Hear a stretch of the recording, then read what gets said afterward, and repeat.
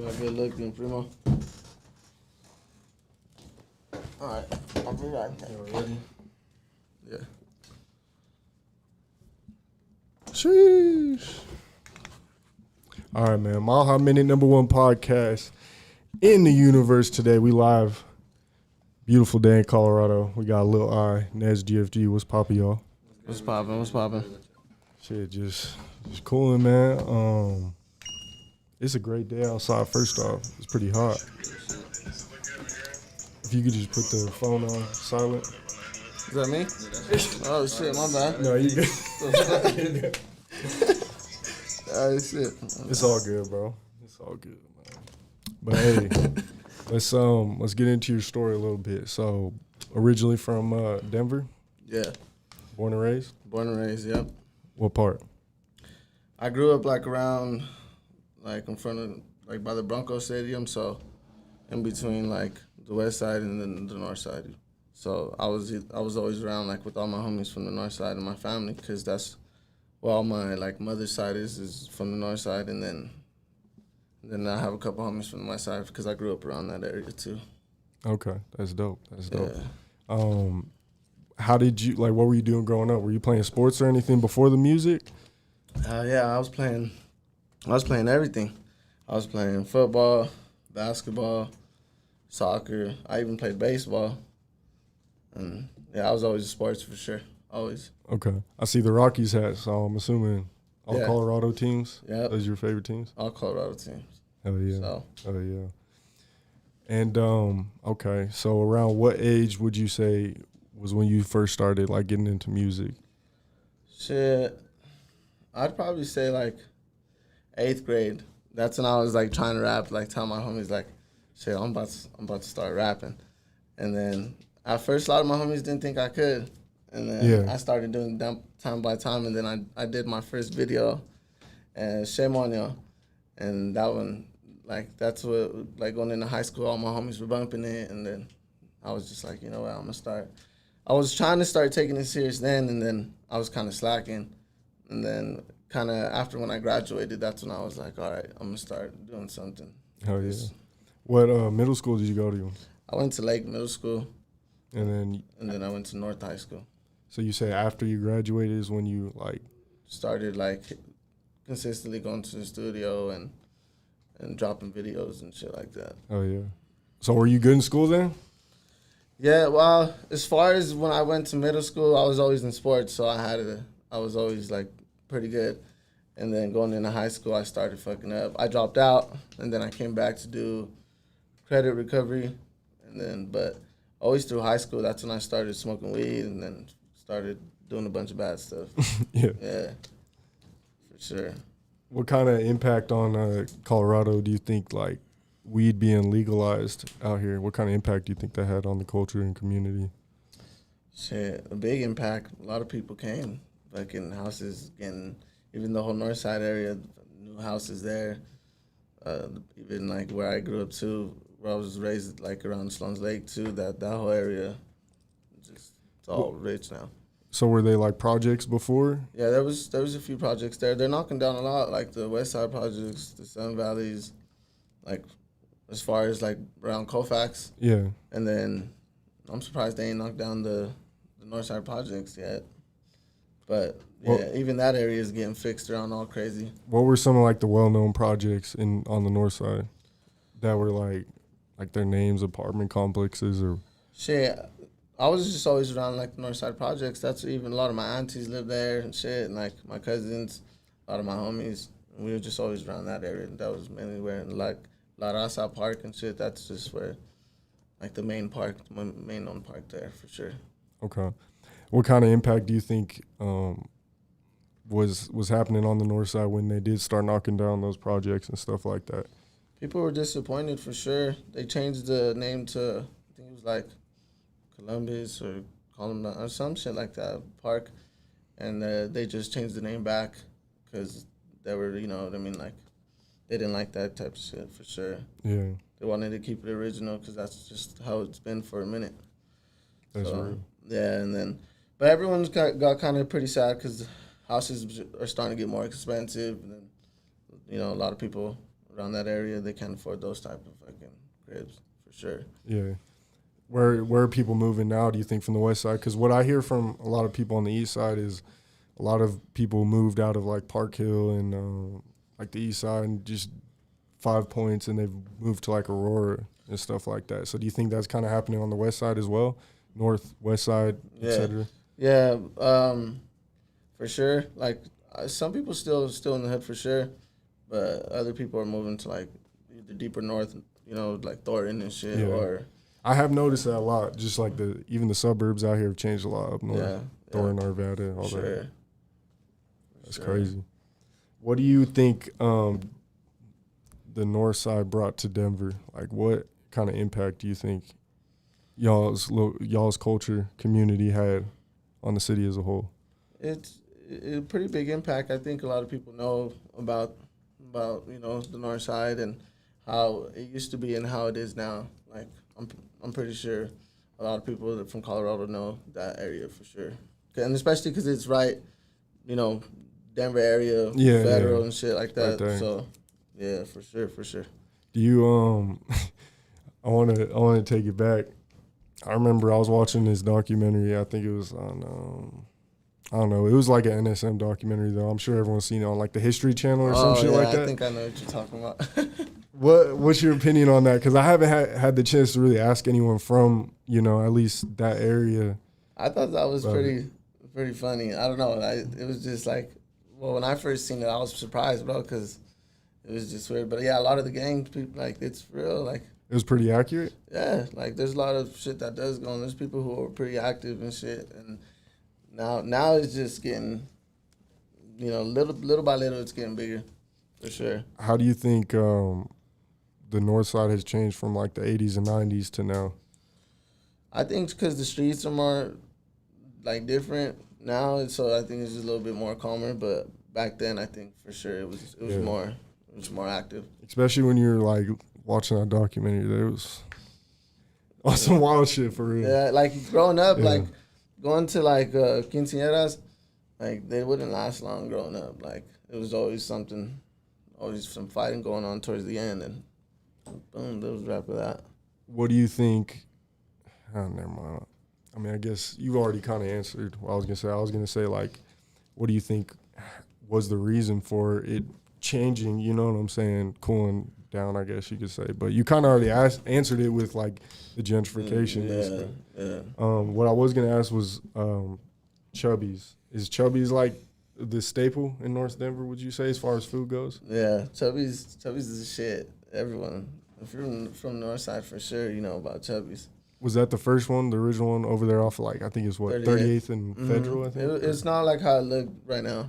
It was a lot different. It was a little different, fucking paper plates, staples and shit. Like, yeah. But it's still gas. I still go there all the time. No, yeah, it's my favorite spot up there for sure still. But I feel like the ones up north in like Westminster and stuff like that, they don't compare with the one over there in the north side. Yeah, the original one's for sure the best. I like some Thornton too, though, but I think, Thornton was all right. I would say the Westminster one, though, I don't know why. I just wasn't really, I don't know. That was different. Yeah, no, the original one's for sure the best, for sure. But I've heard a lot of people say Chubby's has changed a lot, though. Like, just the food and... Yeah, it has. It has, for sure. You think it's gotten better or worse? I think it got a little worse. Really? I think... Can't beat the authentic, like, original. You can't. That's when it was the shit, for sure. Is it still, like, the same owners, or? I don't know, to be honest. I really don't know. I just know they've been around for a long time. What are some other, like, staples in food up north? Well, like, I know, like, in Thornton and shit, they got them, like, plastic trays, like, looking when they give their food and shit. Like the, I don't know, you're talking about, like, the taco trucks and stuff like that? Yeah, like. True. And, like, I don't know, it was just something. Something that was different about the paper plates and staples. Oh, okay, plates. I see what you're saying, yeah. It was just more like home. It seemed like more like a home cooked meal type thing. Yeah, it was just better. For sure. Okay. So let's dive back into your music though. So first off, when you first started making music, what platforms were you using, like DatPiff or like SoundCloud or? SoundCloud. SoundCloud was the first one. That was yep. Obviously, my first song I recorded off the phone, and it was off SoundCloud, and I was just like, it was me and my homie, and he was. I didn't even want to do it. He was just like, let's do it. And I was like, all right, we were bored smoking weed one day, and we were just like, then we did it, and then I did it with my one of my older cousins, and then I was like, you know what, I'm gonna hop in the booth, and then the first time I actually hopped in the booth was with Round Steez. Oh, okay. Yeah, so. Hell yeah. And he introduced me to Switchboard, and then I've been fucking with Switchboard from ever since. That's dope. That's dope. Yeah, shout out Switchboard. Them niggas is the shit for sure. That's up north. It's where's that shit at? No, that shit by us more like down south. Like the Okay. down south for sure. Like passing Jewel and Wadsworth. Okay. How do you feel about the North Side's impact on the rap scene right now? Do you feel like it could be better? Do you feel like... Yeah, I think we can, but I think the few artists that are going hard for the North Side are doing their thing. I'm just trying to take it to the next level. You know what I mean? It's not even as far as being known as a North Side rapper. I want to be popping. I want to be. Yeah. You know what I mean? So. What do you think about how the rap scene is now? How long have you been rapping? At least 5+ years, right? Yeah, for sure. So what was the scene like back then compared to now? It was different because people were doing music like how would I say it? Fucking Ski Mask and Lil Pump music. Like and the SoundCloud era? Yeah, the SoundCloud era. So people were kind of on that music. Because I even did a song like on those type of beats. Yeah. And then now it's like people are just being more original with their shit now. I think before, and at that moment, they were being trying to copy too much. Do you think the scene has grown a lot since then? Yeah, for sure. Yeah, most definitely. Like back then, I only knew a few rappers that was like really popping. Now it's like I can name a lot of people that I see on my Facebook that are pretty good. Hell yeah, for sure. What do you think about how like the West Side's been popping? Like, cause they've been just everyone out there has been coming out with a lot of music. Yeah, those dudes, yeah, for sure. Their music's been doing good for sure. I seen a few people from the West Side that are doing it. They're doing their thing for sure. Hell yeah. Yeah. Hell yeah. Okay, let's dive into Bro's story real quick. Introduce him. It's NEZ GFG in this bitch, man. Hell yeah, man. What's good with you, my man? Just working. We're working right now. Facts. But so what part of Denver are you from? Or are you from Denver? Nah, or? I'm from Kansas for real. Okay. I'm from Topeka, Kansas. But I'll be when I came out here, I've been in the southwest side. You can really say for real, southwest side of Denver. Basically, the whole time I've been out here for like at least 10+ years now. What brought you out to Denver originally? Just there ain't shit for real in Kansas. That shit small as hell. That shit. Even smaller than here? It probably is, huh? Denver's been coming up, bro. Kansas, you know what I'm saying? there ain't no city out there unless you're in Kansas City. And shit, I was in Topeka, Kansas, so it's more like country for real. Yeah. And now here, this shit big as hell. It's like a lot of open space. You got a Mountains, downtown and everything. down, That shit's big yeah. as hell down here. Do you like Colorado? Yeah, hell yeah. That shit's nice as hell. What are some of like the biggest differences you notice moving to a major city? I could say it's more like shit. It's more fast paced out here for real. Like, Oh yeah. I don't know for real, but it's more fast paced. There's more shit to do out here too. Like you can really run up a bag out here too. What are some of the first songs they should check out after this interview for you? Go fuck with that OxyClean, Fiends, Jumanji. There's a good few of them out there. They only on YouTube right now though, cause I'm really just trying to fuck with. I'm really trying to figure this shit out on how to get them on all platforms and really get right and doing all that shit. But right now they just on YouTube right now. What made you gravitate towards YouTube first? Because I feel like, shit, when you grab a phone out the store or whenever you grab a phone anywhere, that motherfucker, YouTube, automatically installed. Everybody got it. I feel like nobody don't have it. So, Right. shit. No, YouTube's important because Shit. people need to see your visuals. You know what I'm saying? Facts. Like if it's important to drop on all platforms, but SoundCloud and everything. But when people get to see what you look like and what you're making music about, like it leaves more of an impression. They're more likely, I feel like, to keep watching. But let's dive back over here. He actually got this one video that's coming out, though. I'm not gonna lie, that's probably gonna be some of his best work. That's coming. Think, yeah. Who is shot by A1? I'm guessing. Yeah, I already knew. He's the hardest worker in the city. A1 going stupid right now. Yeah, you got it on your phone, no? Yeah, I got it on my phone. He'll show you that probably after this shit. Okay, sure. bet. Oh yeah. Oh shit. But I got some water in that bitch though. Here. He said, "Yeah, let me get that." All right. So I seen you got a song with Southside Benji. He goes hard. How'd that connection come together? He's one of his good friends. I grew up with him. Okay. Like in the area that I grew up in, and fucking yeah. And then he always used to fuck with my music. And then I just linked up with him at the studio, and then I just punched in, and we just did it that day. And then we were just like, fuck it, let's do a video. And I was already downtown. And he just hit me up out of nowhere. I was already kind of fucked up, I'm not even gonna lie. And he was just like, let's just shoot this video. It was like 11, and I was like, you know what, let's fucking pull up. Let's knock it out then. Yeah. And then, yeah, he's cool ass nigga. He knows NEZ too, honestly, from school? He been going hard too. I've been seeing with, especially That Worst Way. That song catchy. Yeah. He going crazy. Yeah. Yeah. No, he's been recording. We got some new shit with him. He just did some new shit with him for his album and shit. Yeah. Shout out my nigga. So y'all, excuse me, my bad. Yeah. So the first song, I feel like I got hip to you on was Can't Fold. Yeah. You was wearing a Lions jacket. Yeah. That one, honestly, that's right now my most popping song, even to this day. Yeah, I got a lot of love from that one. What about that song do you think stood out the most to everyone? I think because, like, you could see me, like, rapping, regular, and then I kind of switched it up a little bit with some auto-tune.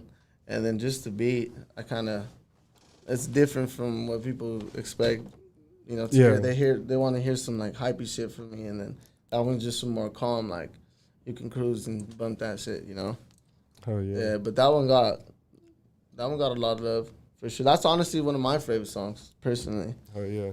And you just shot a visual with A1. Have you shot a couple with him? Nah, that was my first one. That was my first one with A1, because he did one, and he was like, "You gotta fuck with that nigga," and I was like, "All right, I'm gonna go hit him up." Yeah, that's when I seen that again. That's when I was like, "All right, I need to tap in," because that shit was hard. Just like the way you were representing and shit, that shit was hard. Yeah. With A1, how'd y'all hear about him? What gravitated y'all towards his visuals? Well, shit, I fucked with a few. So I've done it with the FTG, Cash and them. Johnny J, I seen that. Johnny J, Aubrey, and then. Wait, so just because I'm curious, is Forever the Goats like multiple people, or is that Keen, or? Well, I don't know, to be honest, because when I did a video with Lil Cash, he has a different logo that pops up. Not the GOAT logo? No, it wasn't the GOAT logo. It was, I think it said like EP or something like that. It was different, though. Yeah. And when I did it with Aubrey, it was the Keen Productions or something like that. Oh, yeah. I seen that one, yeah. Yeah, and then I did it with Johnny J, and then that's when I shot with A1. But A1, as far as, like, he got some crazy edits for sure. When he sent me this one, I was like, yeah, he's dope. Hell yeah. I fuck with him. What are your goals right now? Not just necessarily in music, but in life. You know what I'm saying? Where do you want to be over the next 3-5 years? Shit. In a better place than what I am. Well, I'm doing pretty good right now, but just better, Just want more, hopefully my thing is I want this music shit to pop off for one, but if not, I'm just do something good, something I enjoy in life, and just take care of my kids. That's real. That's real. I appreciate you coming through. You know what I'm saying? I know, like, we were supposed to do it yesterday. I think last week too or something. I don't know, but I appreciate you for being flexible with me so we get this done, because I've been wanting to do this interview. Yeah, no, for sure. I've been wanting to do. It's my first interview, so I was like, oh yeah, let's do it. It's only right. It's with Mile High Minute, man. Because we in Denver with it, man. Sure, for sure. Oh yeah. All right, man. Well, what are some of the first songs they should check out for you after this interview? Shit, y'all go fuck with that. Camfold for sure. Goddamn's hot. You feel me? Let's see. Slums. I just dropped that one. My new video, Fully, and my first Goon World tape. The whole thing snapped. You know what I mean? And then I got my Goon World 2 tape coming out. So be on the lookout for that. Yep, I got a bunch of visuals on the way. For Y'all sure. niggas also got to be on the lookout for that Beavis and Butthead tape, man. This nigga got coming out too. That shit about to go dumb as hell. We just dropped. We got our visual done.